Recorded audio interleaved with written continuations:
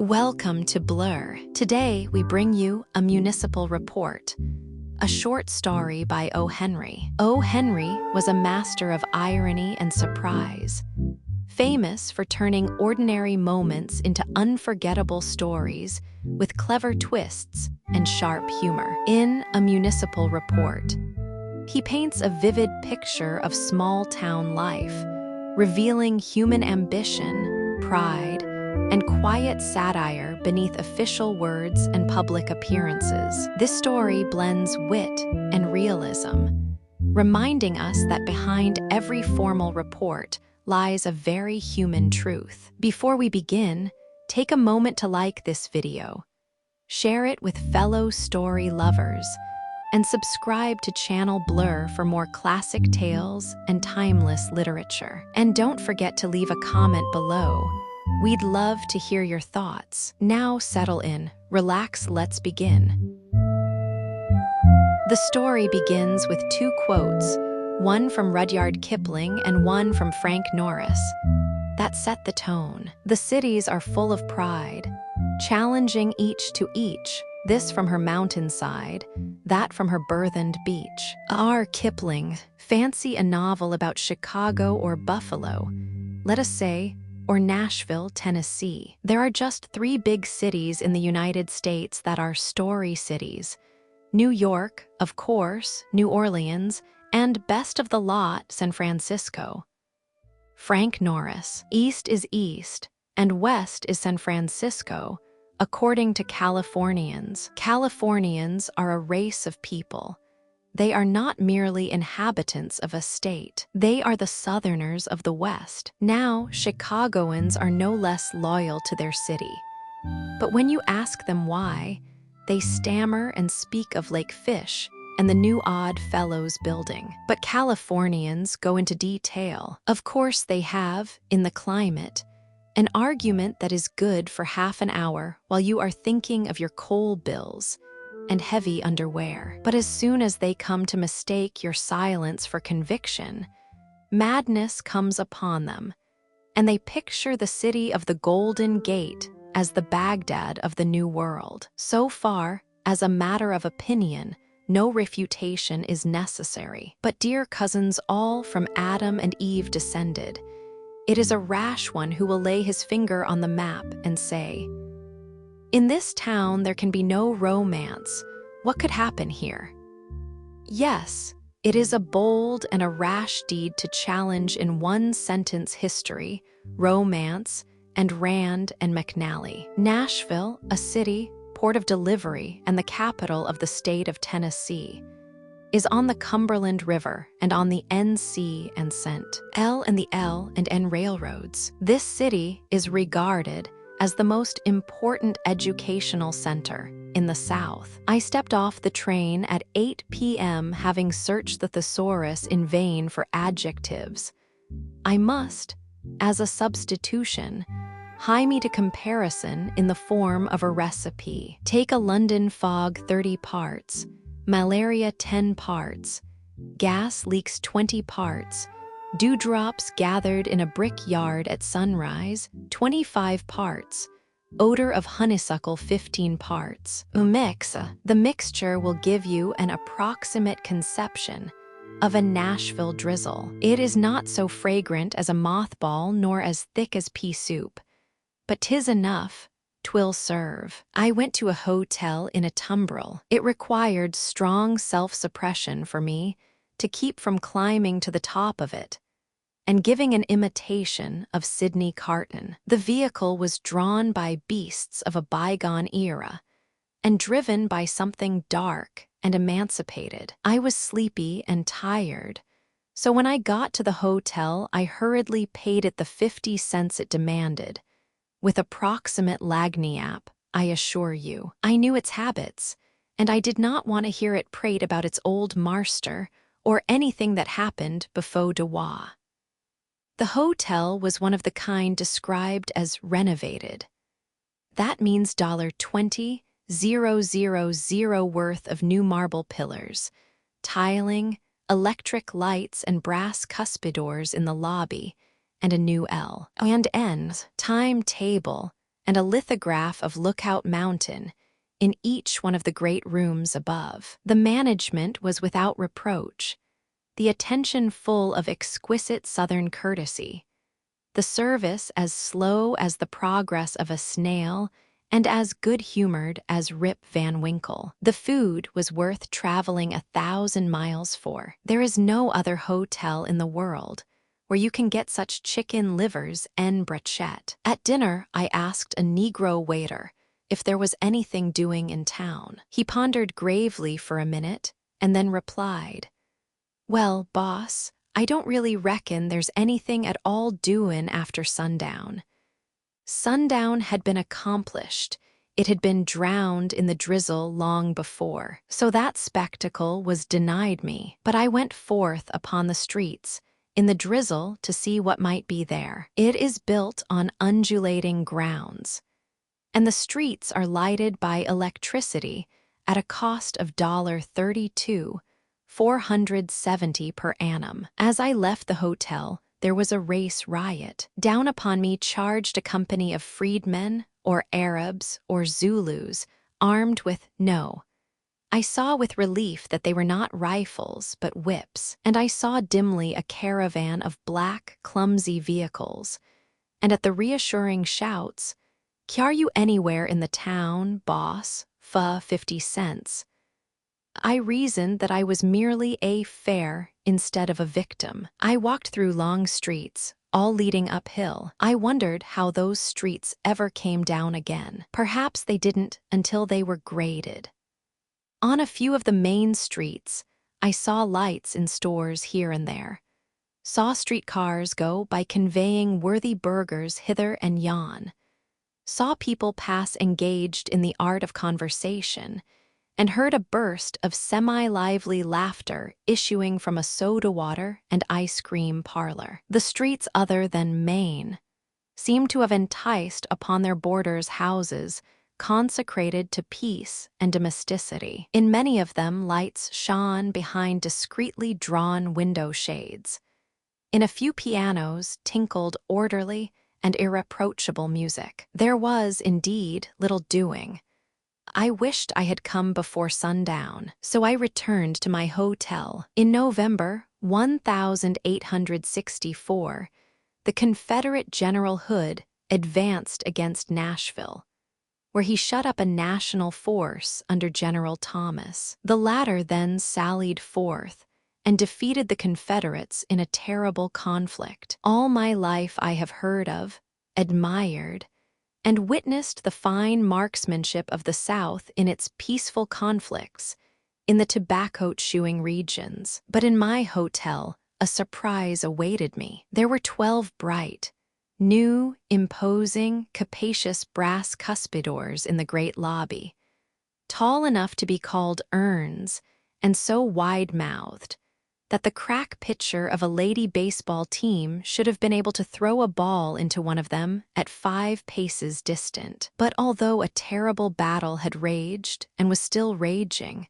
the enemy had not suffered. Bright, new, imposing, capacious, untouched they stood, but shades of Jefferson brick. The tile floor, the beautiful tile floor. I could not avoid thinking of the Battle of Nashville, and trying to draw, as is my foolish habit, some deductions about hereditary marksmanship. Here I first saw Major, by misplaced courtesy, Wentworth Caswell. I knew him for a type the moment my eyes suffered from the sight of him. A rat has no geographical habitat. My old friend A. Tennyson said, as he so well said almost everything, "Prophet, curse me the blabbing lip, and curse me the British vermin, the rat." Let us regard the word British as interchangeable ad lib. A rat is a rat. This man was hunting about the hotel lobby like a starved dog that had forgotten where he had buried a bone. He had a face of great acreage, red, pulpy, and with a kind of sleepy massiveness like that of Buddha. He possessed one single virtue. He was very smoothly shaven. The mark of the beast is not indelible upon a man until he goes about with a stubble. I think that if he had not used his razor that day, I would have repulsed his advances, and the criminal calendar of the world would have been spared the addition of one murder. I happened to be standing within 5 feet of a cuspidor when Major Caswell opened fire upon it. I had been observant enough to perceive that the attacking force was using Gatlings instead of squirrel rifles. So I sidestepped so promptly that the Major seized the opportunity to apologize to a non-combatant. He had the blabbing lip. In 4 minutes, he had become my friend and had dragged me to the bar. I desire to interpolate here that I am a Southerner, but I am not one by profession or trade. I eschew the string tie, the slouch hat, the Prince Albert, the number of bales of cotton destroyed by Sherman and plug chewing. When the orchestra plays Dixie, I do not cheer. I slide a little lower on the leather-cornered seat and, well, order another Wooisburger and wish that Longstreet had.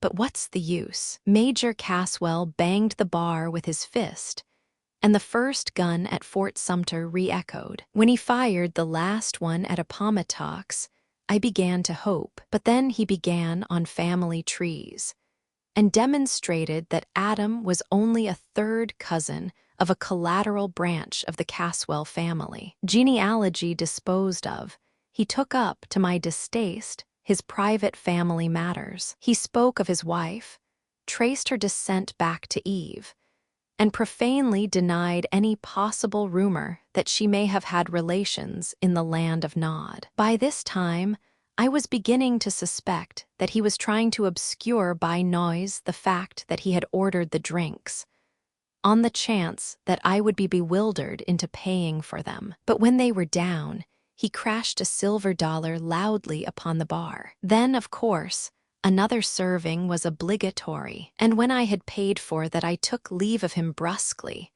for I wanted no more of him. But before I had obtained my release, he had prated loudly of an income that his wife received, and showed a handful of silver money. When I got my key at the desk, the clerk said to me courteously, "If that man Caswell has annoyed you, and if you would like to make a complaint, we will have him ejected. He is a nuisance, a loafer, and without any known means of support, although he seems to have some money most the time. But we don't seem to be able to hit upon any means of throwing him out legally." "Why, no," said I, after some reflection. "I don't see my way clear to making a complaint, but I would like to place myself on record as asserting that I do not care for his company. Your town," I continued, "seems to be a quiet one. What manner of entertainment, adventure, or excitement have you to offer to the stranger within your gates?" "Well, sir," said the clerk, "there will be a show here next Thursday. It is, I'll look it up, and have the announcement sent up to your room with the ice water. Good night." After I went up to my room, I looked out the window. It was only about 10 o'clock, but I looked upon a silent town. The drizzle continued, spangled with dim lights, as far apart as currants in a cake sold at the Ladies' Exchange. A quiet place, I said to myself, as my first shoe struck the ceiling of the occupant of the room beneath mine. Nothing of the life here that gives color and variety to the cities in the East and West. Just a good, ordinary, humdrum business town. Nashville occupies a foremost place among the manufacturing centers of the country. It is the 5th boot and shoe market in the United States, the largest candy and cracker manufacturing city in the South, and does an enormous wholesale dry goods, grocery, and drug business. I must tell you how I came to be in Nashville, and I assure you the digression brings as much tedium to me as it does to you. I was traveling elsewhere on my own business, but I had a commission from a northern literary magazine to stop over there and establish a personal connection between the publication and one of its contributors, Azalea Adair. Adair, there was no clue to the personality except the handwriting, had sent in some essays, lost art, and poems that had made the editors swear approvingly over their 1 o'clock luncheon. So they had commissioned me to round up said Adair and corner by contract his or her output at 2 cents a word before some other publisher offered her 10 or 20. At 9 o'clock the next morning, after my chicken livers en brochette, try them if you can find that hotel, I strayed out into the drizzle, which was still on for an unlimited run. At the first corner, I came upon Uncle Caesar. He was a stalwart Negro, older than the pyramids, with gray wool and a face that reminded me of Brutus, and a second afterwards of the late King Setiweo. He wore the most remarkable coat that I ever had seen or expect to see. It reached to his ankles, and had once been a Confederate gray in colors. But rain and sun and age had so variegated it that Joseph's coat, beside it, would have faded to a pale monochrome. I must linger with that coat,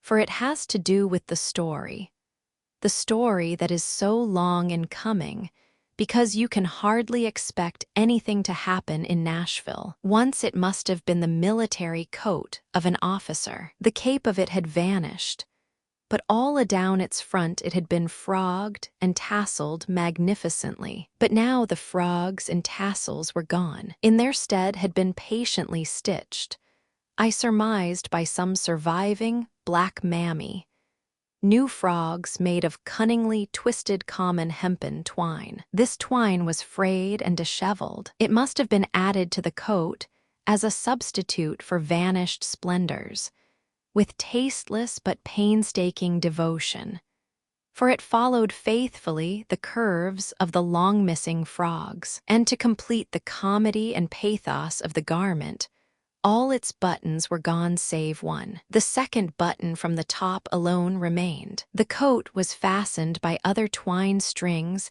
tied through the buttonholes, and other holes rudely pierced in the opposite side. There was never such a weird garment, so fantastically bedecked, and of so many mottled hues. The lone button was the size of a $50, made of yellow horn and sewed on with coarse twine. This Negro stood by a carriage so old that Ham himself might have started a hack line with it, after he left the ark, with the 2 animals hitched to it. As I approached, he threw open the door, drew out a feather duster, waved it without using it, and said in deep, rumbling tones, "Step right in, sah. Ain't a speck of dust in it. Just got back from a funeral, sah." I inferred that on such gala occasions carriages were given an extra cleaning. I looked up and down the street, and perceived that there was little choice among the vehicles for hire that lined the curb. I looked in my memorandum book for the address of Azalea Adair. "I want to go to 861 Jessamine Street," I said, and was about to step into the hack. But for an instant, the thick, long, gorilla-like arm of the old Negro barred me. On his massive and saturnine face, a look of sudden suspicion and enmity flashed for a moment. Then, with quickly returning conviction, he asked blandishingly, "What are you gwine there for, boss? What is it to you?" I asked, a little sharply. "Nothin', sah, just nothin'. Only it's a lonesome kind of part of town, and few folks ever has business out there. Step right in. The seats is clean. Jess got back from a funeral, sah." 1.5 miles it must have been to our journey's end. I could hear nothing but the fearful rattle of the ancient hack over the uneven brick paving. I could smell nothing but the drizzle, now further flavored with coal smoke, and something like a mixture of tar and oleander blossoms. All I could see through the streaming windows were 2 rows of dim houses. The city has an area of 10 square miles, 181 miles of streets, of which 137 miles are paved. A system of waterworks that cost $2,000 with 77 miles of mains. 861 Jessamine Street was a decayed mansion. 30 yards back from the street it stood, outmerged in a splendid grove of trees and untrimmed shrubbery. A row of box bushes overflowed and almost hid the paling fence from sight. The gate was kept closed by a rope noose that encircled the gate post and the first paling of the gate. But when you got inside, you saw that 861 was a shell, a shadow, a ghost of former grandeur and excellence. But in the story, I have not yet got inside. When the hack had ceased from rattling and the weary quadrupeds came to a rest, I handed my Jehu his 50 cents with an additional quarter, feeling a glow of conscious generosity as I did so. He refused it. "It's $2, sah," he said. "How's that?" I asked. "I plainly heard you call out at the hotel, 50 cents to any part of the town." "It's $2, sah," he repeated obstinately. "It's a long ways from the hotel. It is within the city limits and well within them," I argued. "Don't think that you have picked up a greenhorn Yankee. Do you see those hills over there?" I went on, pointing toward the east. I could not see them myself for the drizzle. "Well, I was born and raised on their other side. You old fool nigger, can't you tell people from other people when you see 'em?" The grim face of King Setiweo softened. "Is you from the south, sah?" "I reckon it was them shoes of yourn fooled me. They is somethin' sharp in the toes for a southern gentleman to wear." "Then the charge is 50 cents, I suppose," said I inexorably. His former expression, a mingling of cupidity and hostility, returned, remained 10 seconds and vanished. "Boss," he said, 50 cents is right, but I needs $2, sah. I'm obleeged to have $2. I ain't demandin' it now, sah. After I know whar you's from, I'm just sayin' that I has to have $2 tonight, and business is mighty po." Peace and confidence settled upon his heavy features. He had been luckier than he had hoped. Instead of having picked up a greenhorn, ignorant of rates, he had come upon an inheritance. "You confounded old rascal," I said, reaching down to my pocket. "You ought to be turned over to the police."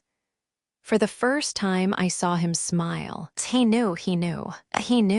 I gave him 2 $1 bills. As I handed them over, I noticed that one of them had seen parlous times. Its upper right-hand corner was missing, and it had been torn through the middle, but joined again. A strip of blue tissue paper, pasted over the split, preserved its negotiability. Enough of the African bandit for the present. I left him happy, lifted the rope, and opened a creaky gate. The house, as I said, was a shell. A paintbrush had not touched it in 20 years. I could not see why a strong wind should not have bowled it over like a house of cards, until I looked again at the trees that hugged it close. The trees that saw the Battle of Nashville, and still drew their protecting branches around it, against storm and enemy and cold. Azalea Adair, 50 years old, white-haired, a descendant of the Cavaliers, as thin and frail as the house she lived in, robed in the cheapest and cleanest dress I ever saw, with an air as simple as a queen's, received me. The reception room seemed a mile square, because there was nothing in it except some rows of books on unpainted white pine bookshelves, a cracked marble-top table, a rag rug, a hairless horsehair sofa, and 2 or 3 chairs. Yes, there was a picture on the wall, a colored crayon drawing of a cluster of pansies. I looked around for the portrait of Andrew Jackson and the pine-cone hanging basket, but they were not there. Azalea Adair and I had conversation, a little of which will be repeated to you. She was a product of the Old South, gently nurtured in the sheltered life. Her learning was not broad, but was deep and of splendid originality in its somewhat narrow scope. She had been educated at home, and her knowledge of the world was derived from inference and by inspiration. Of such is the precious, small group of essayists made. While she talked to me, I kept brushing my fingers, trying unconsciously to rid them guiltily of the absent dust from the half-calf backs of Lamb, Chaucer, Hazlitt, Marcus Aurelius, Montaigne, and Hood. She was exquisite. She was a valuable discovery. Nearly everybody nowadays knows too much, oh, so much too much, of real life. I could perceive clearly that Azalea Adair was very poor. A house and a dress she had, not much else, I fancied. So, divided between my duty to the magazine and my loyalty to the poets and essayists who fought Thomas in the valley of the Cumberland, I listened to her voice, which was like a harpsichord's, and found that I could not speak of contracts. In the presence of the 9 muses and the 3 graces, one hesitated to lower the topic to 2 cents. There would have to be another colloquy after I had regained my commercialism, but I spoke of my mission, and 3 o'clock of the next afternoon was set for the discussion of the business proposition. Your town, I said, as I began to make ready to depart, which is the time for smooth generalities, seems to be a quiet, sedate place, a home town, I should say, where few things out of the ordinary ever happen. It carries on an extensive trade in stoves and hollow ware with the West and South, and its flouring mills have a daily capacity of more than 2,000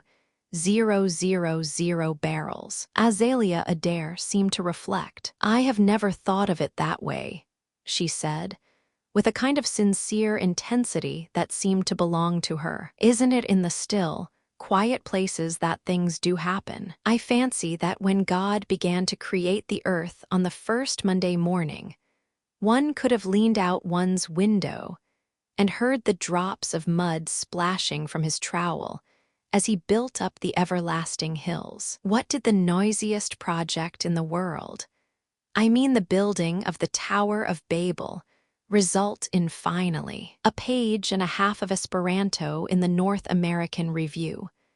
Of course, said I platitudinously, human nature is the same everywhere, but there is more color, more drama and movement and romance in some cities than in others.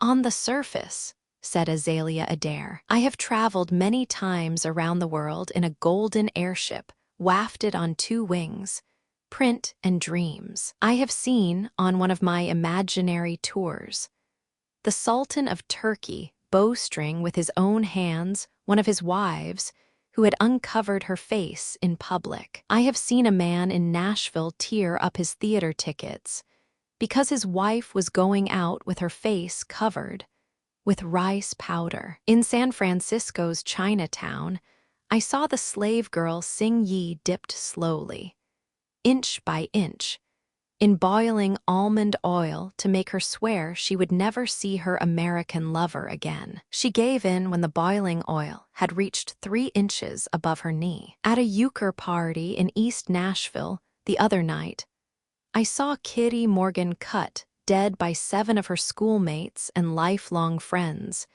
because she had married a house painter. The boiling oil was sizzling as high as her heart, but I wish you could have seen the fine little smile that she carried from table to table. Oh yes, it is a humdrum town, just a few miles of red brick houses and mud and lumber yards. Someone knocked hollowly at the back of the house. Azalea Adair breathed a soft apology and went to investigate the sound. She came back in 3 minutes with brightened eyes, a faint flush on her cheeks, and 10 years lifted from her shoulders. You must have a cup of tea before you go, she said, and a sugar cake. She reached and shook a little iron bell. In shuffled a small Negro girl about 12, barefoot, not very tidy, glowering at me with thumb in mouth and bulging eyes. Azalea Adair opened a tiny, worn purse and drew out $1 bill. $1 bill with the upper right-hand corner missing, torn in 2 pieces, and pasted together again with a strip of blue tissue paper. It was one of the bills I had given the piratical Negro. There was no doubt about it. "Go up to Mr. Baker's store on the corner, Impai," she said, handing the girl the $1 bill, "and get 1/4 of a pound of tea, the kind he always sends me, and 10 cents worth of sugar cakes. Now hurry. The supply of tea in the house happens to be exhausted," she explained to me. Impai left by the back way. Before the scrape of her hard, bare feet had died away on the back porch.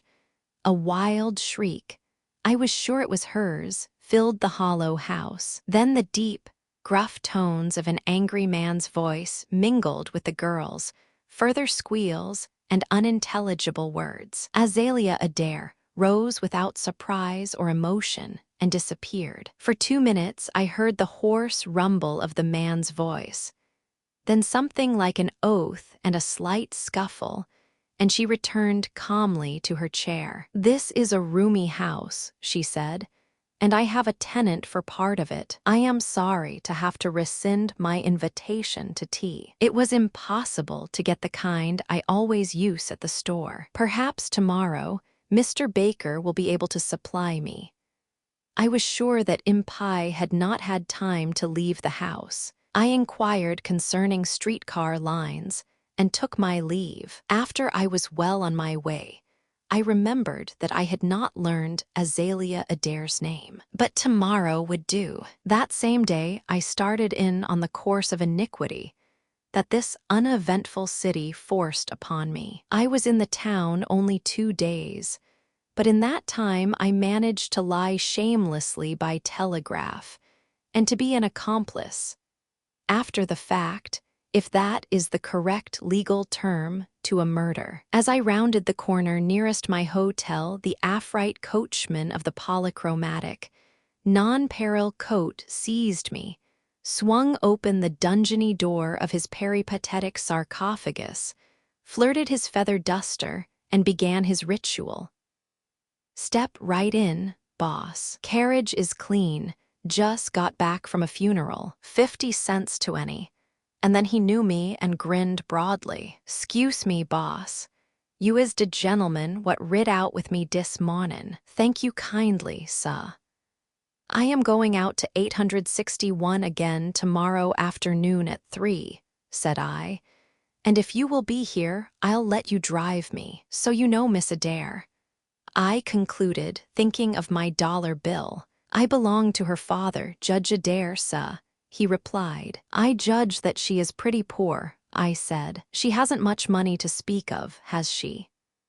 For an instant, I looked again at the fierce countenance of King Setiwayo, and then he changed back to an extortionate old Negro hack driver. "She ain't gwine to starve, suh," he said slowly. "She has resources, suh. She has resources."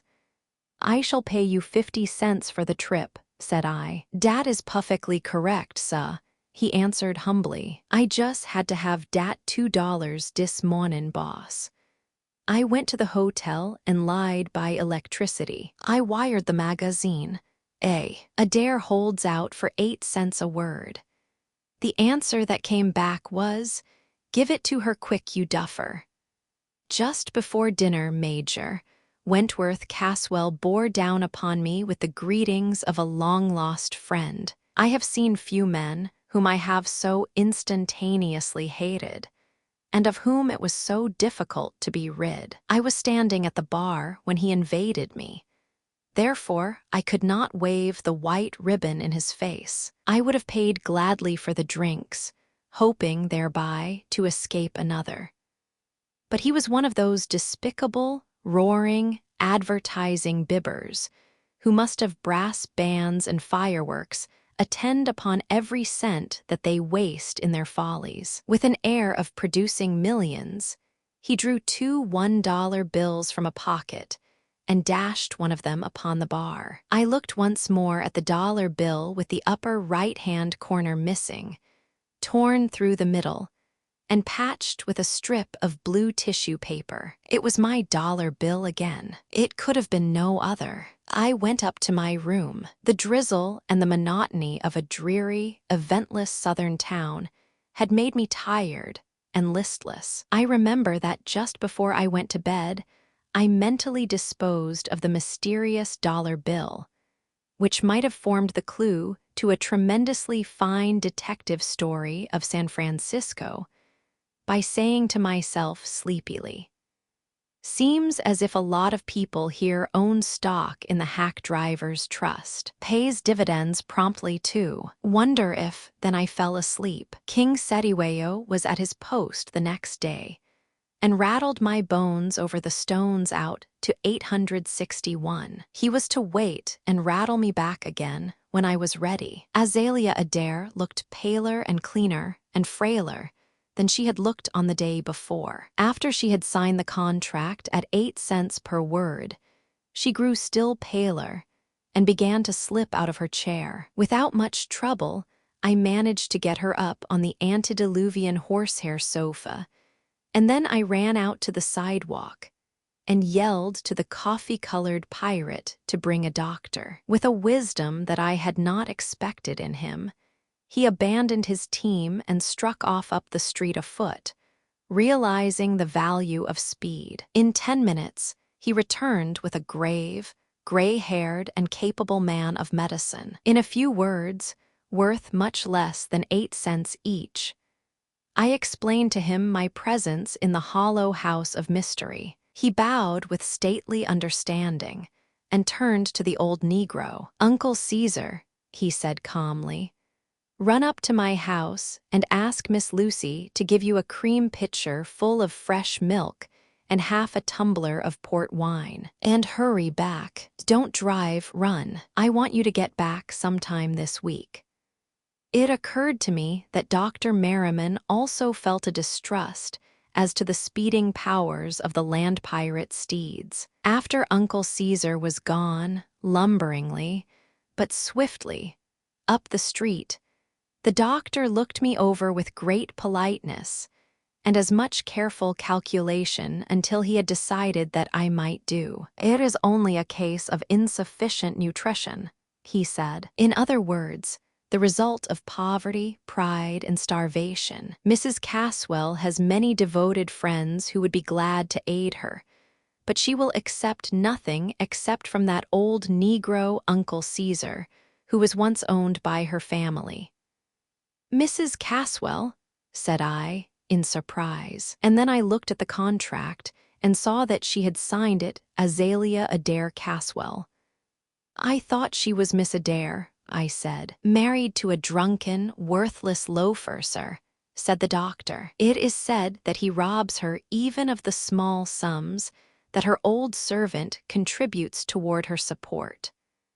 When the milk and wine had been brought, the doctor soon revived Azalea Adair. She sat up and talked of the beauty of the autumn leaves that were then in season, and their height of color. She referred lightly to her fainting seizure as the outcome of an old palpitation of the heart. Impai fanned her as she lay on the sofa. The doctor was due elsewhere, and I followed him to the door. I told him that it was within my power and intentions to make a reasonable advance of money to Azalea Adair on future contributions to the magazine, and he seemed pleased. "By the way," he said, "perhaps you would like to know that you have had royalty for a coachman. Old Caesar's grandfather was a king in Congo. Caesar himself has royal ways, as you may have observed."